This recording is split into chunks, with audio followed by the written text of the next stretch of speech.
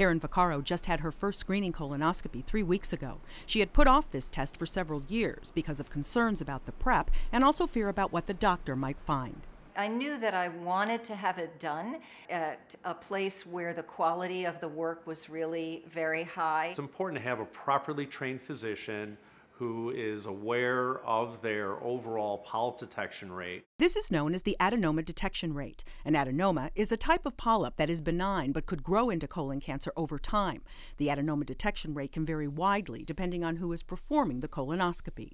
When you have this variation in detection rates, it leads to a lot of adverse consequences. Dr. Chaik Daubeni from the University of Pennsylvania and co-authors used clinical information from more than 57,000 patients who underwent colonoscopy by 136 gastroenterologists from the Kaiser Permanente System.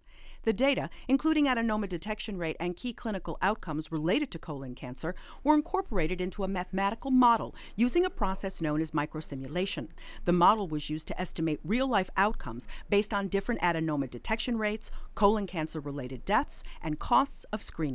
With higher quality of colonoscopy, the lifetime risk of colorectal cancer as well as the risk of dying from colorectal cancer was lower. If your physician had a lower detection rate, patients' outcomes were less favorable than if you had a higher detection rate, colonoscopies. The study appears in JAMA, Journal of the American Medical Association. With higher detection or higher quality of the test, your benefit from screening is even better at no additional cost.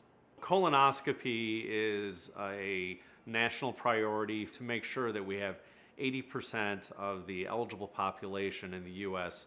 screened by 2018. Karen received good news. Her colonoscopy was clean, no polyps. I realized that I should not have waited. I'll go right when the 10 years are up. Not a problem. Catherine Dolph, The JAMA Report.